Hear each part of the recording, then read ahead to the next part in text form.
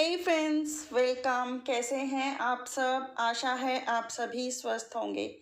आज की रीडिंग है, क्या आपके पर्सन किसी और से शादी करके, जिनके भी पार्टनर्स ने किसी और से शादी कर ली है, आपके ओवर किसी और को चूज़ कर लिया है, क्या वो वहाँ खुश हैं? रीडिंग टाइमलेस है, जब भी देखेंगे रेजोनेट करेगी। जनरल है, सभी साइंस के लिए है, कलेक्टिव है, ज़रूरी नहीं है सभी से करें। अगर आपसे रेजोनेट करे तो please like share and comment ज़रूर करें, एंड जितनी रेजोनेट करे उतनी रख लें एंड बची हुई को जाने दें। So without wasting much time check करते हैं कि आपके पर्सन क्या किसी और से शादी कर कर अपने ज़िंदगी में खुश हैं। तो फर्स्ट कार्ड आया है टेम्परेंस का, सेकंड आया है पेज ऑफ वांड्स, थर्ड आया है सिक्स ऑफ कप्स। ये आपके पर्सन की एनर्जी है, जहां उन्होंने शादी की है उस तरफ। जोडिक साइन की बात की जाए तो जेमिनी, लिब्रा, एक्वेरियस, एरीज, लियो, सैज, कैंसर, पाइसेस, स्कॉर्पियो की एनर्जी है यहाँ पर। वैसे तो सभी जोडियक्स के लिए रीडिंग है, बट ये जोडियक्स यहाँ पर प्रोमिनेंट है। मैं यहाँ पे देख पा रही हूँ कि आपके पर्सन, फर्स्ट कार्ड टेम्परेंस का आया है, धैर्य रख के बैठे हैं, सब्र रख के बैठे हैं।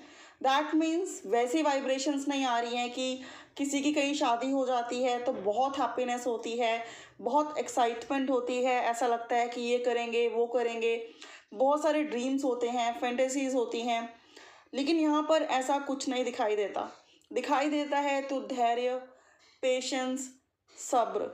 ऐसा लगता है कि आपके पर्सन ने चाहे तो किसी के मैनिपुलेट करने पर किसी और से शादी करी हो, या फिर किसी प्रेशर में आके उन्होंने शादी की हो, या फिर आपसे कोई लड़ाई झगड़ा हो गया हो तो गुस्से में आके उन्होंने कहीं शादी की हो। तो कर तो ली है भैया, शादी शादी तो कर ली है, नो डाउट इन दिस।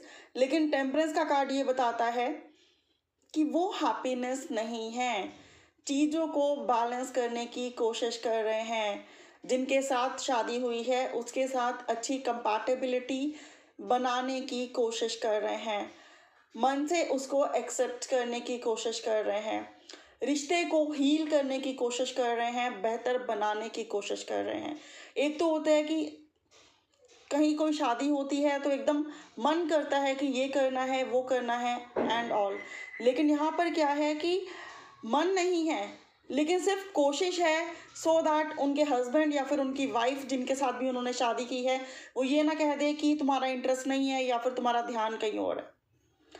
तो जस्ट दूसरों की खुशियों के लिए यहाँ पर एफर्ट्स लगाए जा रहे हैं।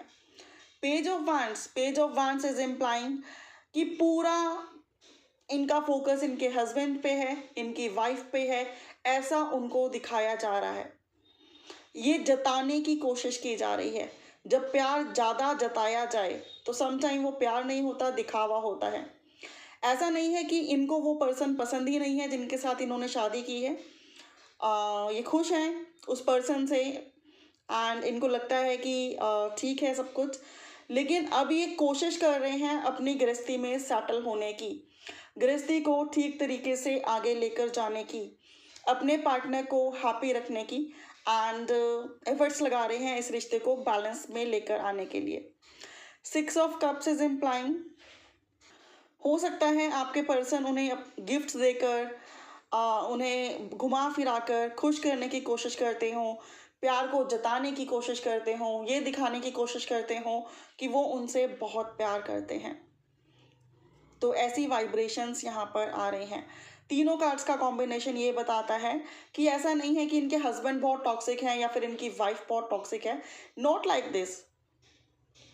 वो अपनी जगह पे ठीक हैं, इस रिश्ते में भी ठीक हैं, लेकिन जो आपके पर्सन है ना वो एफर्ट्स लगा रहे हैं खुद को खुश रखने के लिए, आप अपने हस्बैंड या अपने वाइफ को खुश करने के लिए, एंड जमाने को ये दिखाने के लिए कि हाँ ये शादीशुदा ज़िंदगी में बहुत खुश हैं और इनकी शादीशुदा ज़िंदगी बहुत बढ़िया चल रही है।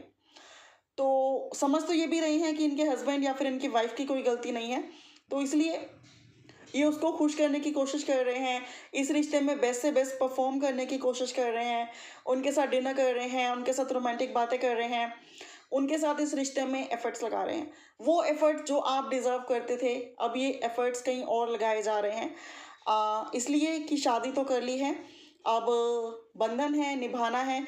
तो मैं यहाँ पे ये कहूँगी कि आपके पर्सन पूरी एनर्जी के साथ, पूरी पावर के साथ, पूरे एफर्ट्स लगाकर अपनी शादीशुदा ज़िंदगी को सेटल करने की कोशिश कर रहे हैं। ये चल रहा है उन दोनों के रिश्ते में। अब मैं चेक कर रही हूँ कि क्या वो वहाँ खुश हैं अपनी मैरिज वाली लाइफ में। तो कार्ड निकल के आ गया, मैं क्या बोलूँ, कार्ड आपको बोल रहा है सब कुछ। 7 ऑफ कप्स।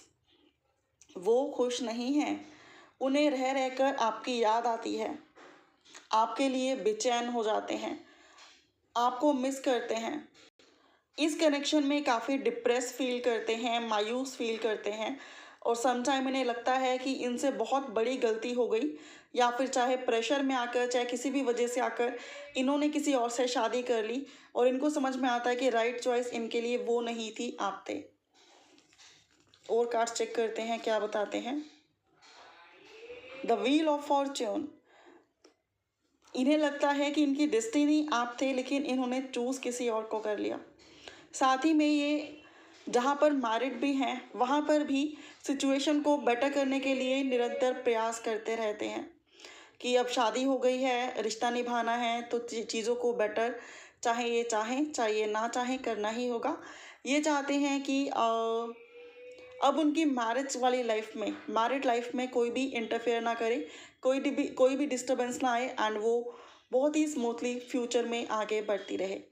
इनके स्पाउस के साथ कंपैटिबिलिटी चेक करते हैं। लवर्स की आई है, ब्यूटीफुल एनर्जी। एंड नेक्स्ट आया है 3 ऑफ पेंटिकल्स। तो मैं यहाँ पे देख पा रही हूँ कि स्पाउस के साथ, इनका स्पाउस जो है ना, चाहे इनके हस्बैंड हैं चाहे इनके वाइफ हैं, इनको लव तो बहुत करते हैं, लवर्स की एनर्जी है, और कहीं ना कहीं ये भी उन्हें पसंद करने लगे हैं। ऐसा नहीं है कि ये उन्हें बिल्कुल पसंद नहीं करते हैं, कहीं ना कहीं ये भी उन्हें पसंद करने लगे हैं। तो कंपैटिबिलिटी दोनों में अच्छी बन रही है, लेकिन थर्ड पार्टी सिचुएशन से ये लोग भी अलग नहीं हैं। थर्ड पार्टी सिचुएशन अभी भी इनके साथ है। इनके फैमिली के टॉक्सिक लोग हो सकते हैं, इनके फाइनेंशियल क्राइसिस हो सकते हैं, जिसकी वजह से इनकी मैरिड लाइफ में थोड़ी सी डिस्टर्बेंस चल रही है। ठीक है, अब मैं चेक कर रही हूँ कि इनकी आपको लेकर क्या फीलिंग्स हैं। चैरियट।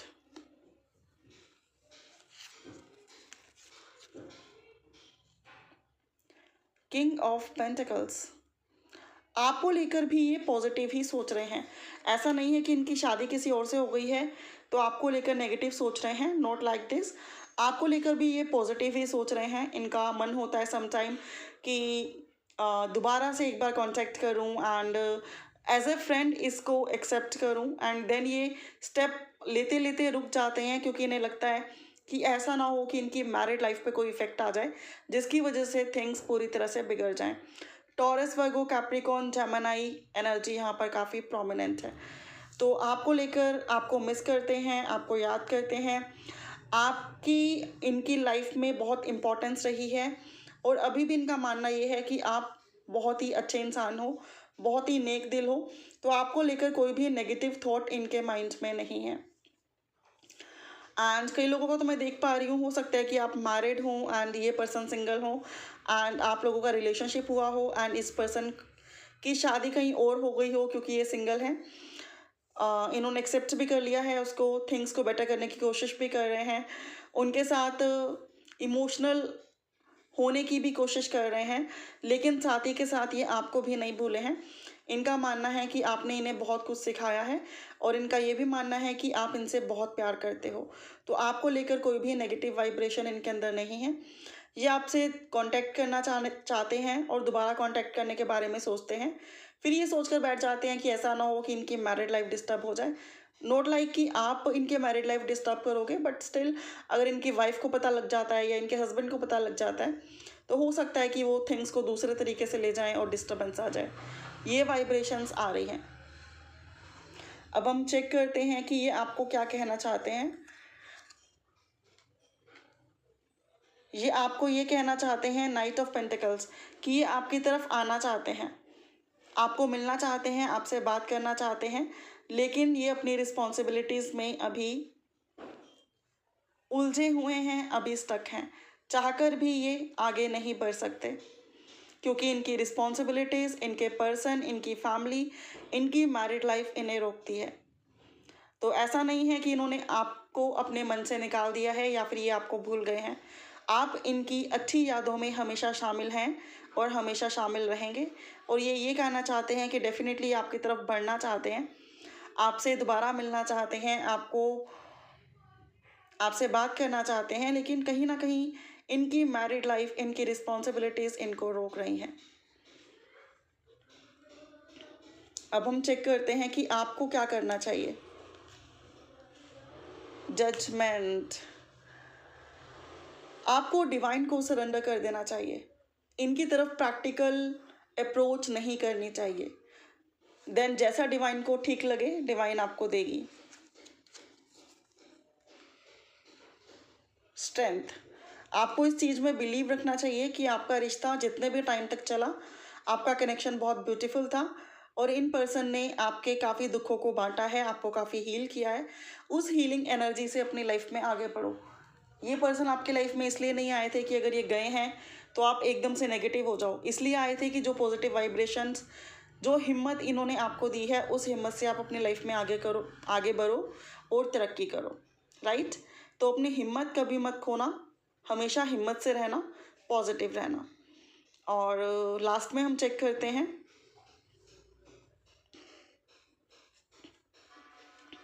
कि आपके पर्सन की ओवरऑल एनर्जी आपकी तरफ 3 ऑफ सोर्ड्स, वो भी रिवर्स में।